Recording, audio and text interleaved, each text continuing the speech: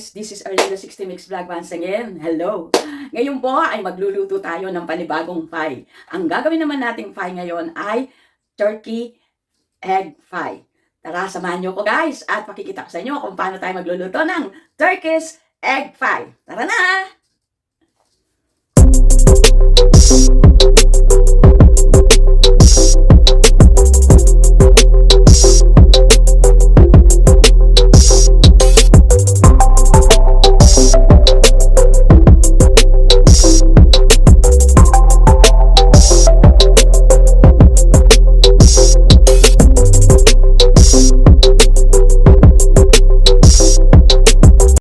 Mga sangkap natin, minced turkey, mozzarella cheese, butter, onions, and 4 eggs, at yung ating savory short pastry.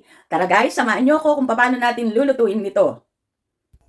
Una ay maglagay tayo ng 4 na slice ng butter. Mga 2 grams ito guys, ay 5 grams na butter. At pagkatapos ilagay natin yung ating turkey mince. Kaya natin inuuna ang turkey mince guys para maluto muna siya bago natin ilagay yung sibuyas. I-brown muna natin siya ng ganito.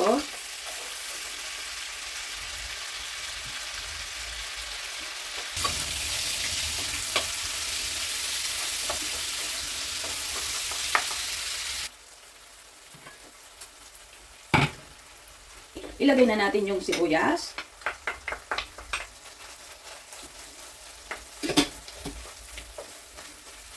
Lagyan natin ng garlic herbs. Sa tamang lasa lang ninyo. Mga 1 tablespoon ng garlic herbs. Ayan, ito garlic herbs, 1 tablespoon.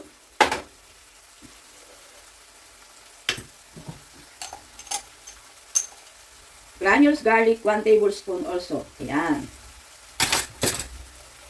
Hindi tayo gumamit ng raw garlic dito dahil meron tayong minced garlic.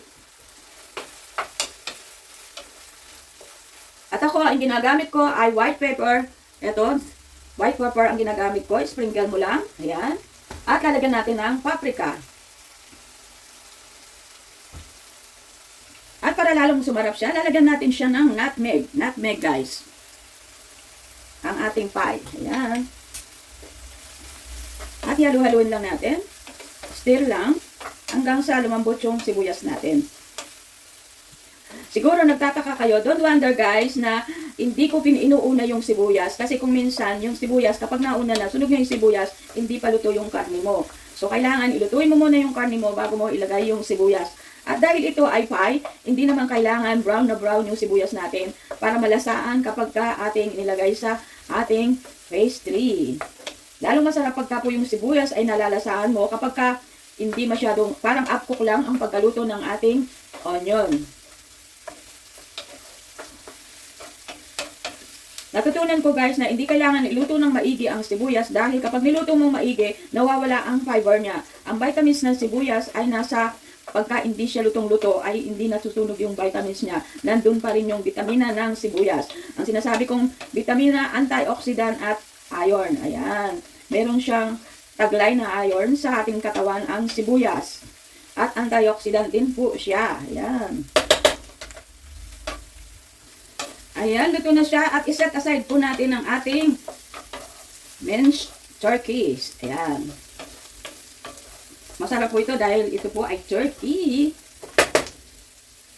At dahil meron tayong spinach na kinuha sa ating bakuran, sa ating garden, ilalagay natin to pero lalantain muna natin siya. Kumbaga iluluto natin siya ng konti para hindi siya magtubig pag inalo natin sa ating pie. Kailangan kasi luto siya na ilalagay mo. Kasi pag ilaw, magtutubig guys yung ating pie. Kaya kailangan luto yung ating spinach. Ayan, as you can see guys, nagtubig siya, diba? So tatanggalin natin yung tubig niya. Ayan, luto na siya. Hindi naman pwedeng, ano guys, wag natin siyang pakalutuin kasi pag niluto mo siya, madudurog na siya. So ganito lang guys. Ayan. Kaya naman, ihanda na natin ang ating pie tray. Ayan. Lalagyan natin siya ng butter para hindi dumikit yung pastry sa pie tray. Ayan. At ilagay na natin yung ating pastry.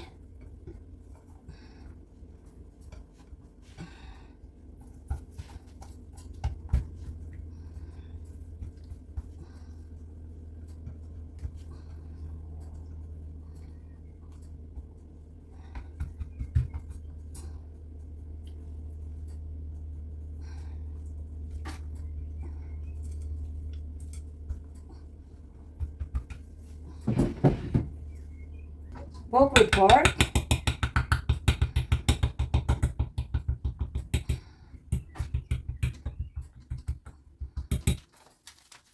At ilagyan na natin yung ating minced dito. Yan.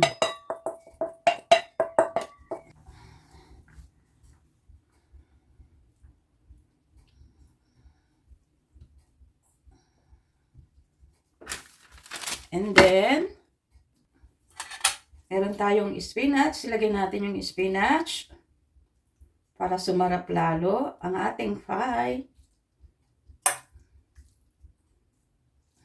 Ito, maganda pong negosyo ito at maganda ring pang handa or pang dinner. Pwede rin siyang snacks. Ito ay napakasarap guys dahil ilang beses ko nang natutunan, ilang beses ko na pong ginawa ito at gustong-gusto ng partner ko. Tapos, ilagay natin yung egg sa ibabaw.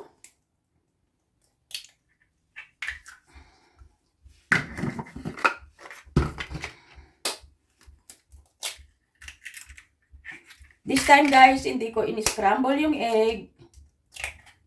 Ayan.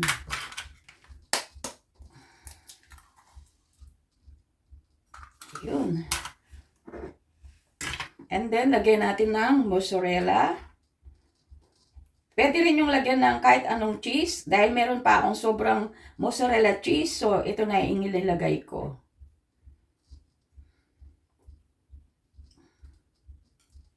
Hindi pa man. Na ako, naglalaway na ako dito guys.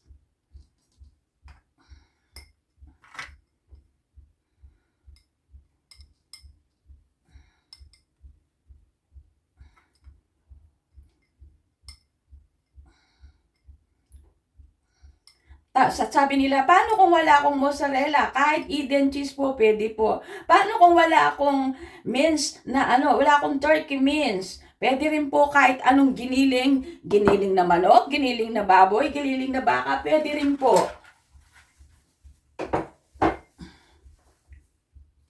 At dahil meron akong mga tira-tirang ham dito, ilalagay na rin natin siya dito para lalo ring sumarap siya. Sabi nila, paano kung walang ham? Optional lang po ito, guys.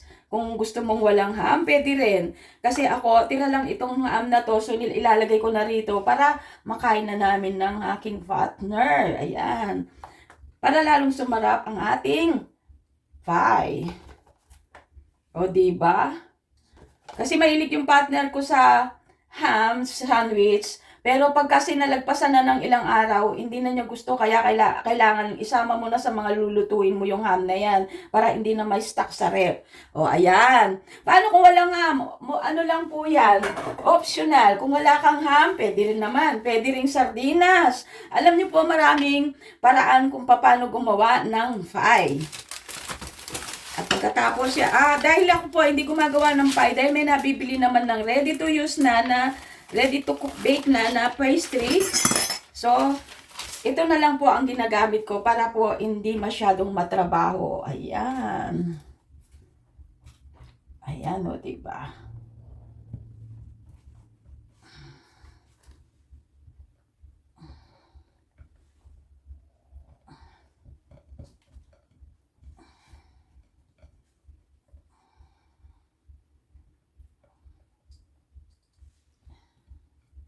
Hindi ko na po siya nilagyan ng maraming cheese kasi may mozzarella cheese na siya para hindi po maalat.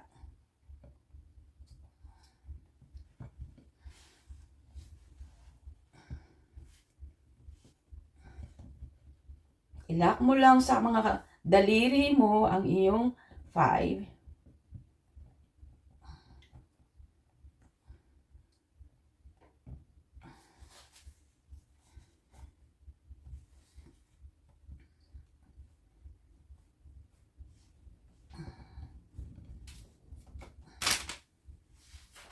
And then, pork with pork. Para yung niya. Ayan. At i-bake mo ng 175 centigrade Fahrenheit ng 45 minutes lang. At kung gusto mong malutong ang iyong pastry, gawin mong 50 minutes. Yung 15 minutes mo, i-low it mo lang siya. Gawin mo lang 160 Fahrenheit, centigrade Fahrenheit. Ayan. At tapos lagyan natin ng konting ng egg.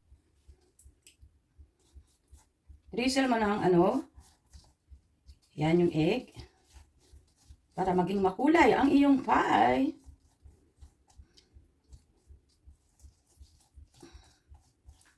At eto na ang ating pie. Lulutuin na natin siya sa 175 degrees Fahrenheit with ng 45 to 50 minutes. Within 15 minutes guys, after 35 minutes guys, i-slowly mo na yung heat mo ng 15 minutes para maging malutong ang iyong pie. Ayan, isalang na natin. Ayan na, isasalang na natin siya.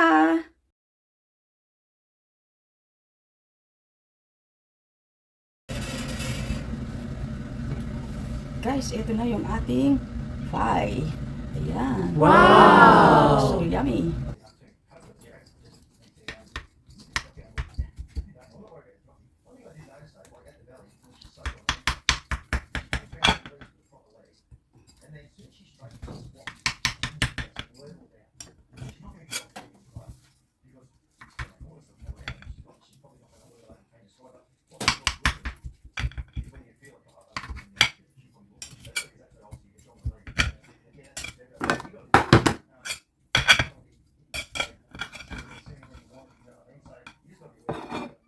Oh, yummy guys. Look at that.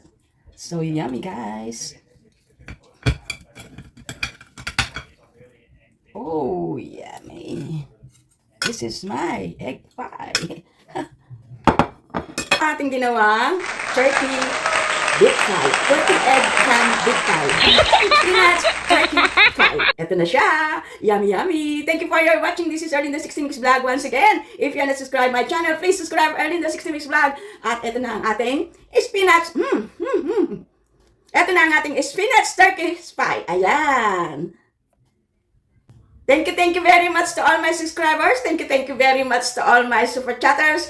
Thank you very much to all my super thanks. And thank you syempre sa ating mga members sa perks. And thank you to all my families, friends, and loved ones. Especially to my David McCarthy. Thank you to all my followers and to everybody. Thank you very much. May God bless you. May God bless you all. And love, love.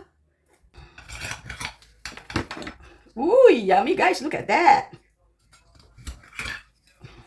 Ooh, yummy. Ayan. Ito na ang ating spinach turkey pie. Ooh, yummy guys, oh. Look at that guys, it's so yummy.